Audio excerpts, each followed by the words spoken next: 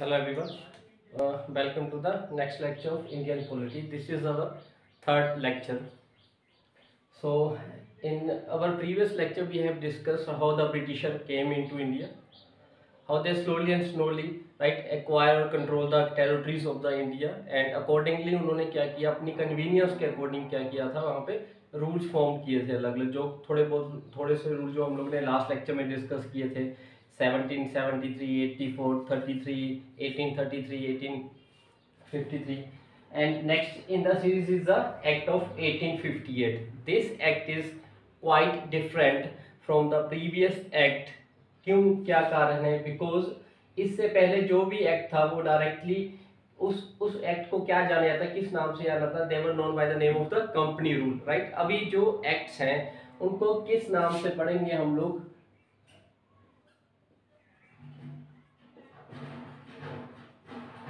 Crown rule के नाम से। क्यों?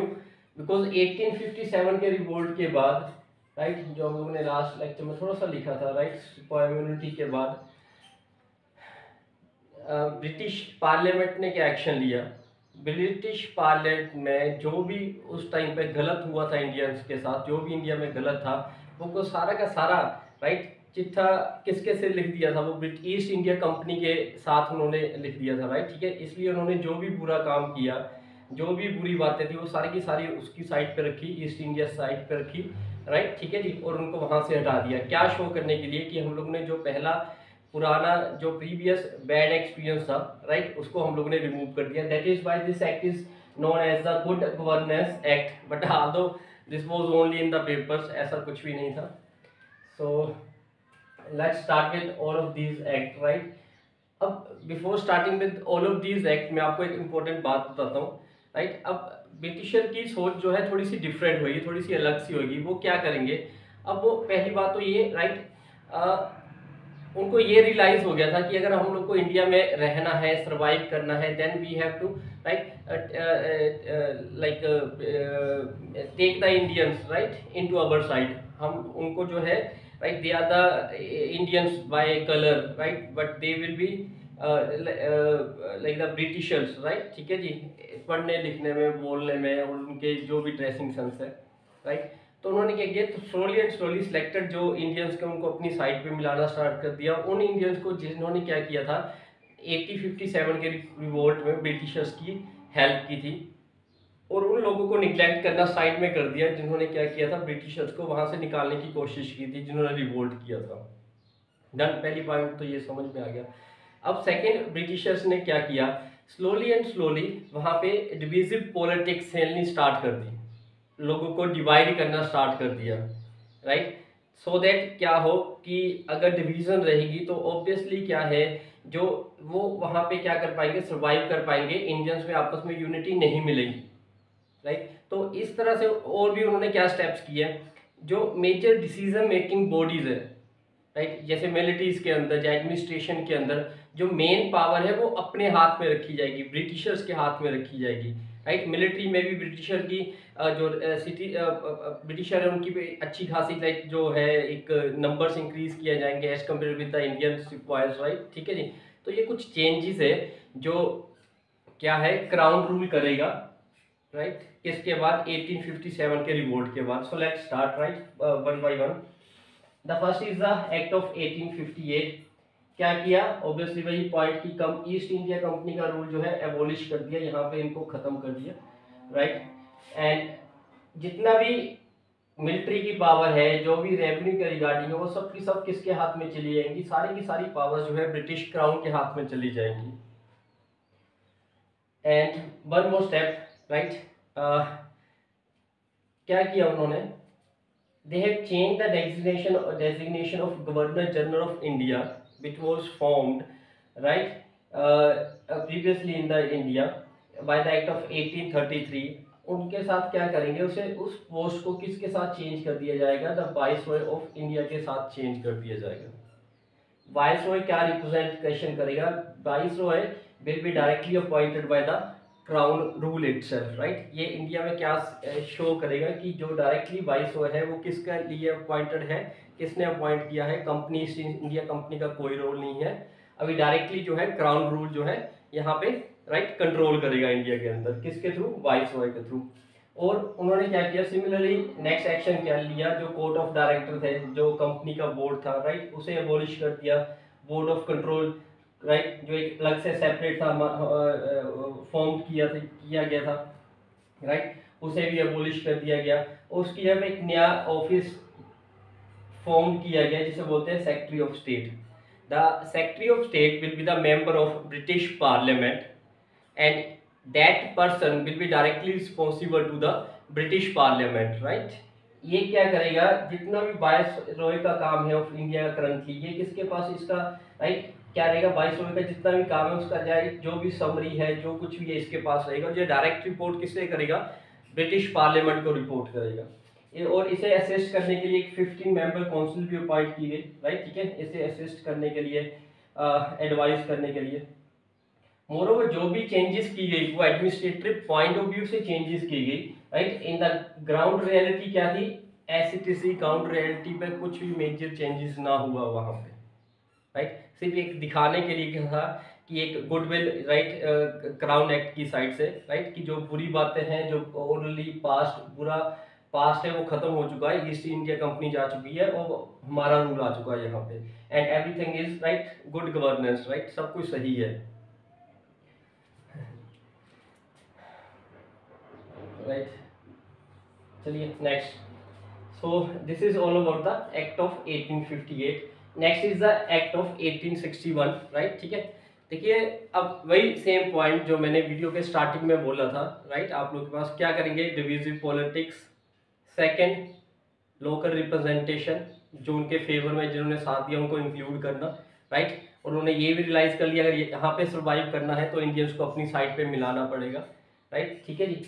सो यही किया उन्होंने right, they start the cooperation of the Indian in the administrator and start associating Indian in the law making process right, ठीक है जी। अभी लॉ मेकिंग प्रोसेस में उन्होंने क्या किया, 3 पर्सन को इन्होंने इन्वॉल्व किया लेजिस्लेटिव काउंसिल के अंदर राइट, ठीक है जी। ये कौन कौन से, the Raja of Banaras, Maharaja of Patiala and sir Dinkar Rao. Next एक मेजर यहाँ पे चेंजेस हुआ, क्या चेंजेस हुआ, this is the like a milestone strategy by the crown rule right. क्या किया उन्होंने, डिसेंट्रलाइजेशन की प्रोसेस स्टार्ट की। प्रीवियसली क्या था, सेंट्रलाइजेशन किया था। जो भी बॉम्बे का प्रोविंस था, मद्रास का प्रोविंस था, उसकी सारी की सारी पावर कहाँ पे ट्रांसफर कर दी थी, हम लोगों ने लास्ट लेक्चर में स्टडी किया था, बंगाल के पास। And the governor general of Bengal become the ultimately the wholly solely right, जो भी उसके पास होगा सारी की सारी लेजिस्लेटिव पावर उसके पास चलेगी। बट अभी रिवर्स कर दिया इन्होंने, क्या कर दिया, डिसेंट्रलाइज कर दिया इन्होंने। बॉम्बे, मद्रास, जो अदर प्रेसिडेंसी थी उनकी लेजिस्लेटिव पावर को रिस्टोर कर दिया। मतलब क्या है, बॉम्बे प्रेसिडेंसी और Madras presidency legislative power, legislative का मतलब हम लोगों ने लास्ट लेक्चर में डिस्कस किया था, क्या था, legislative to form the act right, executive to implement the act, judicial to check the validity of the act. तो ये क्या था, अब कानून बनाने की पावर, एक्ट बनाने की पावर खुद प्रेसिडेंसीज के पास अपने अपनी चली गई थी। बट होली सोली इंचार्ज कौन रहेगा, ये रहेगा वाइसरॉय ऑफ इंडिया राइट, ठीक है। अब लॉर्ड कैनी ने एक नया स्टेप लिया, उन्होंने पोर्टफोलियो सिस्टम इंट्रोड्यूस किया राइट। पोर्टफोलियो सिस्टम आप लोग ऐसा रिलेट कर सकते हो, पोर्टफोलियो सिस्टम जो करंटली जो मिनिस्ट्री सिस्टम है, जैसे डिफेंस मिनिस्टर है, मिनिस्टर ऑफ एग्रीकल्चर है, एक्सटर्नल अफेयर मिनिस्ट्रीज है राइट, उस टाइप का एक पोर्टफोलियो सिस्टम इंट्रोड्यूस कर दिया। क्या किया पोर्टफोलियो सिस्टम के अंदर, the council member was made in charge of 1 और मोर डिपार्टमेंट्स राइट। अब उन डिपार्टमेंट से काम किसके पास रहेंगे, उन्हीं बंदों के पास, उन्हीं काउंसिल मेंबर्स के पास रहेंगे right. Next the viceroy to issue the ordinance right with the sorry ये थोड़ा गलत है, विदाउट द कंसेंट राइट, ठीक है जी, without the viceroy can issue the ordinance without the consent of legislative council right, and the validity of such ordinance is for the 6 month।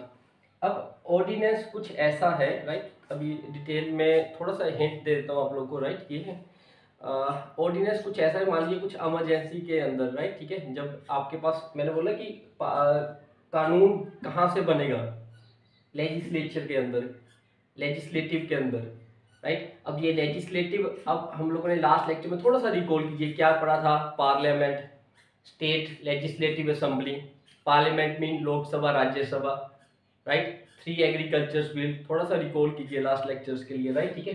तो कानून बनेगा, राइट, कहाँ पे बनेगा, पार्लियामेंट के अंदर। अगर हम लोग अभी करंटली बात करें तो यहाँ पे लेजिस्लेशन की सारी प्रोसेस, अगर सेक्टर कोई कानून बनाता है तो कहाँ पे बनाता है, पार्लियामेंट के अंदर। अगर स्टेट ने लेजिस्लेशन करनी है तो अगेन स्टेट लेजिस्लेटिव असेंबली के अंदर। पार्लियामेंट में क्या है, लोकसभा है एंड राज्यसभा है। डन, ठीक है जी। अब अगर मान लीजिए, राइट, पार्लियामेंट सिटिंग में ना हो, पार्लियामेंट का सेशन ना चल रहा हो, राइट, पार्लियामेंट में लोग ना बैठे हो, मेंबर ऑफ पार्लियामेंट ना हो, और ऑल ऑफ सडन आप लोग को कुछ रूल चाहिए इस टाइम पे, अभी कोविड का इधर चल रहा है आप लोग के पास, राइट, ठीक है। तो मान लीजिए कुछ health emergency point of view से कुछ नया रूल लाना है, अभी पार्लियामेंट वर्किंग में नहीं है, तो क्या कर सकते हैं currently, right, the president of India क्या कर सकते हैं, वो एक एक इमरजेंसी कंडीशंस के अंदर क्या कर सकते हैं, ऑर्डिनेंस कर सकते हैं। ऑर्डिनेंस का मतलब जो है temporary law making process, right, temporary वो काम करना जो लेजिस्लेटर करता है, जो पार्लियामेंट करता है, राइट। और इस एक्ट की, इस रोय यहाँ पे क्या है, वाइस रोय वो काम कर सकता है, राइट, जो लेजिस्लेचर ने करना है, राइट, वो, और उस एक्ट की वैलिडिटी परमानेंट नहीं रहेगी, कितने मंथ के लिए रहेगी, 6 मंथ के लिए रहेगी, राइट। या तो 6 मंथ के बाद पार्लियामेंट पास कर दे तो कंटिन्यूटी में रहेगा, अगर नहीं है तो वो खत्म हो जाएगा, राइट, ठीक है जी।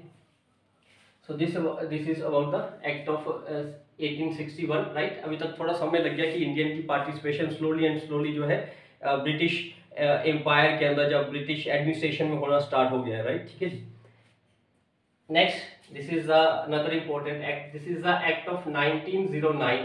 Moreover, this act is known by the name of Morley Minto Reform. Morley is the this person, Secretary of State, and the Minto is the, at that time, the Viceroy of the India. So both of them introduced the new act of 1909, right.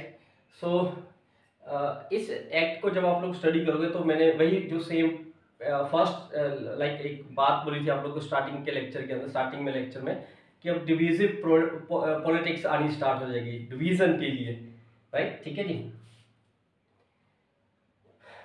वही same बात, right, और Indian की participation को increase किया गया, right. अब और क्या किया गया इसके साथ ही, जो लेजिस्लेटिव काउंसिल है, लेजिस्लेटिव फिर से वही बात, राइट, कानून बनाने का राइट किसके पास है, लेजिस्लेशन का किसके पास पावर है, इस लेजिस्लेटिव काउंसिल की पावर को इंक्रीज किया गया। मोरोवर हम लोग को पता है लेजिस्लेशन जो है, पहले तो सारी की सारी लेजिस्लेशन पावर किसके पास रहती थी, सेंट्रलाइज प्रोसेस के अंदर, गवर्नर जनरल ऑफ बंगाल के पास। अभी क्या हुआ, डिसेंट्रलाइज हो गया।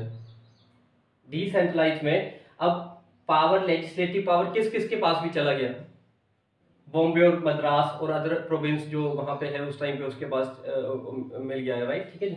अब स्लोली एंड स्लोली, राइट, क्या किया गया, साइज ऑफ लेजिस्लेटिव काउंसिल को इंक्रीज किया गया, राइट।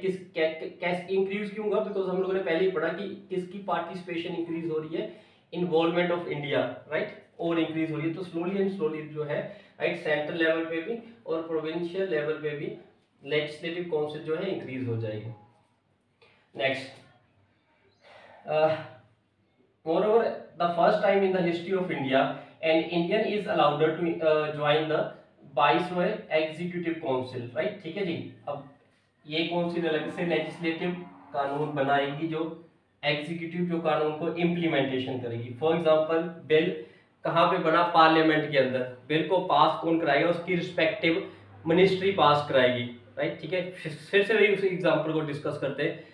अभी एग्रीकल्चर बिल पास हुआ, बिकॉज इस एक्ट को मैं, इस बिल को बार बार क्यों डिस्कस कर रहा हूँ, एक्ट को क्यों डिस्कस कर रहा हूँ, बिकॉज ये ये अभी रिसेंटली है, आप सबने सुना है, न्यूज़पेपर में पढ़ा है, राइट, ठीक है। तो एग्जीक्यूटिव काउंसिल क्या करती है, जो उसे इम्प्लीमेंटेशन में लेके आती है। तो अगर इस बिल के पॉइंट ऑफ व्यू से हम लोग बोले तो लेजिस्लेशन कहाँ पे मिलेगी, पार्लियामेंट के अंदर, और एग्जीक्यूटिव किसके पास रहेगी? द मिनिस्ट्री ऑफ एग्रीकल्चर के पास रहेगा इसका इम्प्लीमेंटेशन, राइट। तो एग्जीक्यूशन कौन करेगा? मिनिस्ट्री ऑफ एग्रीकल्चर करेगा। बनाएगा कौन? पार्लियामेंट के अंदर करेगा। इस लॉ को देखा जाएगा सही है या वैलिड है, बैलेट नहीं है तो इसकी वैलिडिटी कौन चेक करेगा? तो सुप्रीम कोर्ट ऑफ इंडिया, जो ऑलरेडी आप लोग न्यूज़पेपर में पढ़ चुके हो कि थोड़ी टेम्परेरी टाइम के लिए उन्होंने क्या किया है, इस एक्ट को होल्ड कर दिया है, राइट, ठीक है, रोक दिया है इम्प्लीमेंटेशन से। The same thing, right. अभी जो है फर्स्ट पर्सन जो है, मोस्टली ये एग्जाम में, राइट, मार्क्स में पूछा गया है कॉम्पिटिटिव एग्जाम के अंदर। So the who was the first person that join the viceroy executive council, right. Legislative council अलग से है, एग्जीक्यूटिव काउंसिल अलग से है। तो सत्येंद्र प्रसाद सिन्हा। नेक्स्ट देखिए जो भी पॉइंट है, next is a very important point, right. Separate electorate, right, ये क्या है? Divisive politics. क्या है? Separate electorate for the Muslim, under this the Muslim members were to be selected by only by the Muslim voters, right, ठीक है। ये all of sudden ये point कैसे आ गया? अब इसके लिए थोड़ा सा हम लोग को लाइक रिवर्स में जाना पड़ेगा, समझना पड़ेगा। इस एक्ट के आने से पहले 2-3 एक्टिविटीज हुई थी हम लोग के पास, राइट। क्या क्या एक्टिविटीज हुई थी? एक तो मेजर जो चेंज हुआ था वो क्या चेंज हुआ था?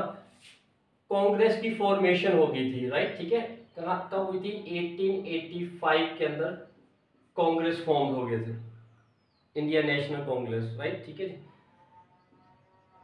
पहला टर्निंग पॉइंट। सेकंड क्या था? बंगाल की पार्टीशनिंग हुई थी 1905 के अंदर। वो भी क्या सोच के की गई थी बंगाल की पार्टीशनिंग? सेम डिविजिव पॉलिटिक्स के साथ। Muslim dominated area, populated area अलग से कर दीजिए, नॉन मुस्लिम जो है, हिंदू एरिया जो है अलग से कर दीजिए, सो दैट आपस में यूनिटी ना हो। यूनिटी नहीं होगी so they will survive here in the India, कोई उनको अपोज नहीं करेगा, राइट। एक और मेजर इवेंट हुई थी, वो क्या हुई थी? 1906 में Muslim League, a separate identity or the separate organization from the previously formed organization, that is the Congress. कब हुई थी वो? 1885 के अंदर। अब नया एक लीग बन गया, सेपरेट एंटिटीज, राइट, ठीक है। कौन सी? किसके लिए? मुस्लिम लीग के लिए। कब? 1906 के अंदर, ठीक है। समझ इस बात के लिए, राइट। अब वो भी अलग से हैं, ये भी अलग से हैं, राइट। तो इन्होंने क्या किया? 1906 में फॉर्मेशन के बाद कहीं ना कहीं, राइट, राइट, आप लोग समझिए इस पॉइंट के लिए, कहीं ना कहीं क्या हो रहा है? मुस्लिम्स को अलग चलने की कोशिश की जा रही है, बाकी जो नॉन मुस्लिमों को अलग करने की कोशिश की जा रही है, हिंदू को अलग करने के लिए की जा रही है, सिख्स को अलग करने के लिए, ऐसे डिविजिव पॉलिटिक्स की जा रही है। तो that was the step, right, ठीक है जी। तो इन्होंने क्या किया?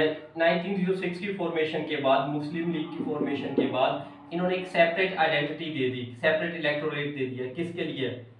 क्या बोला गया कि जो भी मुस्लिम कैंडिडेट आएंगे लेजिस्लेटिव काउंसिल के अंदर, उनको सिर्फ और सिर्फ they were to be selected only by the Muslim voters, right, ठीक है जी। मुस्लिम वोटर्स को ही राइट है उन लोगों को सिलेक्ट करने का, right. That is why the Lord Minto is known as the father of communal electorate in the India, right. देखिए सेम उसी जो लाइक एक डायरेक्शन हम लोग को पता लग गया कि अब क्या क्या हो रहा है, राइट, ठीक है जी। अब 1857 के रिवोल्ट से पहले क्या क्या होता था? 1858 के रिवोल्ट के बाद जो है ब्रिटिशर्स की सोच में, लाइक सोचने में क्या चेंज आया? पहले वो इंडियंस को इम्पोर्टेंस नहीं देते थे एडमिनिस्ट्रेटर में। अब उनको रियलाइज हो गया कि अगर हम लोग को यहाँ पे सर्वाइव करना है इंडिया के अंदर, देन क्या करना पड़ेगा? इंडियंस की हेल्प चाहिए, इंडियंस को इन्वॉल्व करना पड़ेगा। तो उन लोगों को आप लोग अपने जैसा बना लीजिए, चेंज कर लीजिए, राइट। उनका माइंडसेट, उनका कल्चर, उनका लाइक जो भी है अपने जैसा कर लीजिए, सो दैट वो क्या हो जाए? आपके साथ मिक्स हो जाए और आप लोग वहाँ पे एडजस्ट कर पाओ। मेन सेकंड स्टेप क्या है? अलग अलग कर दो, राइट, ठीक है। इनको आपस में इकट्ठा ना होने दो, डिवीजन कर दो। वो कुछ लोग अलग से यहाँ पे कर दीजिए, कुछ अलग से कर दीजिए, आपस में यूनिटी नहीं उनकी होनी देनी, राइट, ठीक है जी।